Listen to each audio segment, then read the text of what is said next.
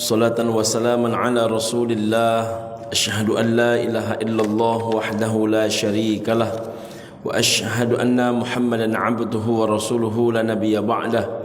Allahumma salli ala Muhammad wa ala alihi wa ashabihi wa mawalah.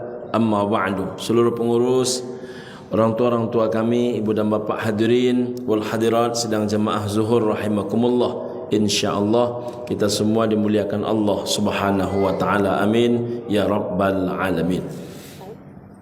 Qala Allah ta'ala, Bismillahirrahmanirrahim, Innamal mu'minuna alladhina idha dhukirallahu wajilat qulubuhum wa idha tuliyat alaihim ayatuhu zadatuhum imana wa ala rabbihim yatawakkalun الذين يقيمون الصلاة ومما رزقناهم ينفقون أولئك هم المؤمنون حقا لهم درجات عند ربهم ومغفرة ورزق كريم صدق الله العظيم.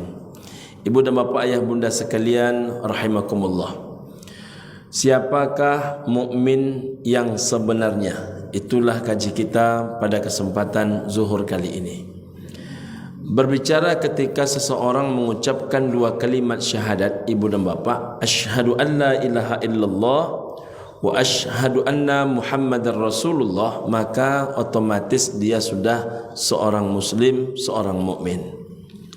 Ibu dan bapa rahimakumullah, tapi kalau mukmin hanya ukurannya syahadat, tentu seluruh kaum muslimin sudah melakukannya. Lalu apakah salat, apakah puasa, apakah naik haji, apakah berangkat umrah?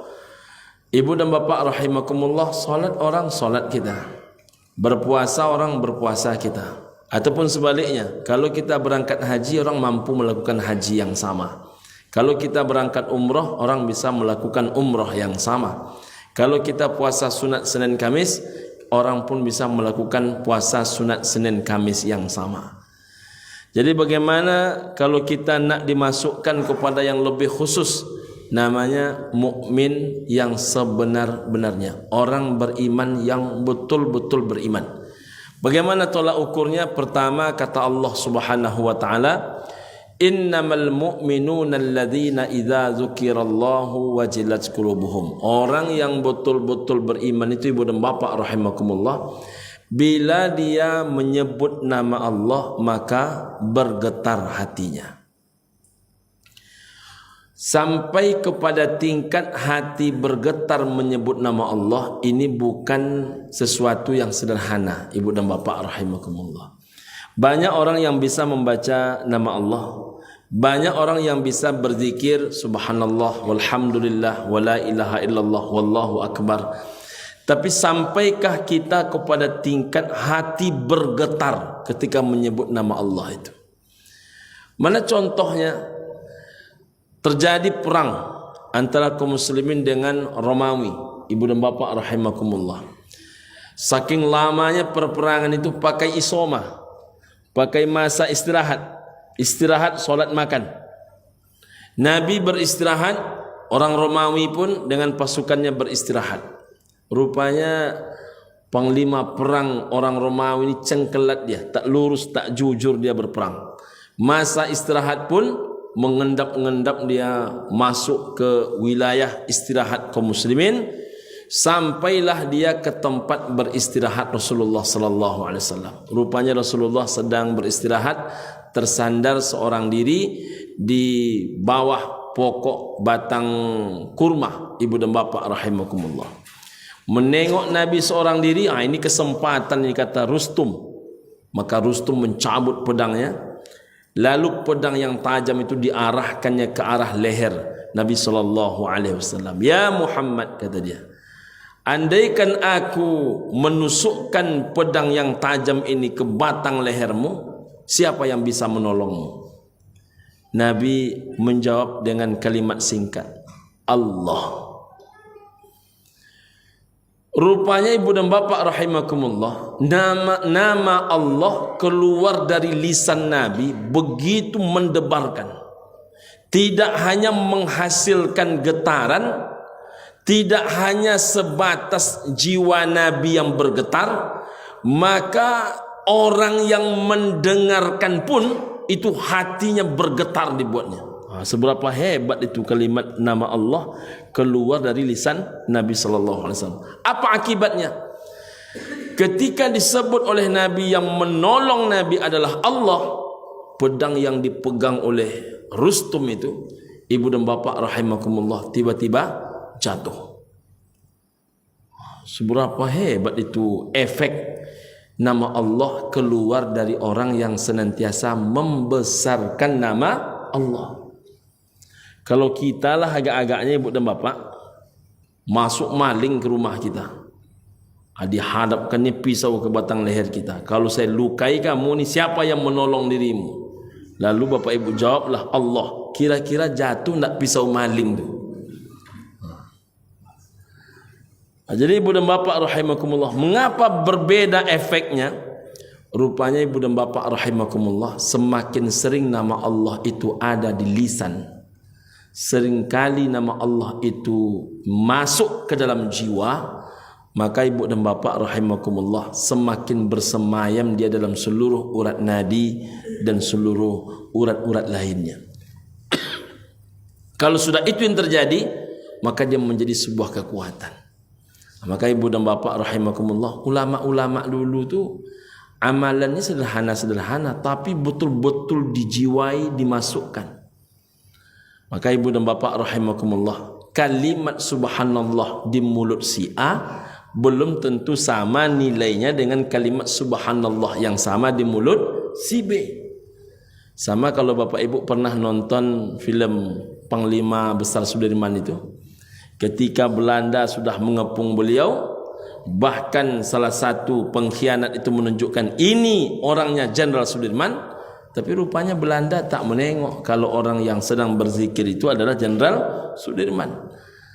Apa kalimat yang engkau baca wahai Panglima? Apa kata beliau? Saya hanya membaca la ilaha illallah. Rupanya di mulut orang terbiasa berzikir, maka sesuatu kalimat yang menurut sebahagian orang sederhana itu rupanya begitu menjadi istimewa dia. Maka ukuran orang beriman itu bila dia menyebut nama Allah, maka bergetar hatinya.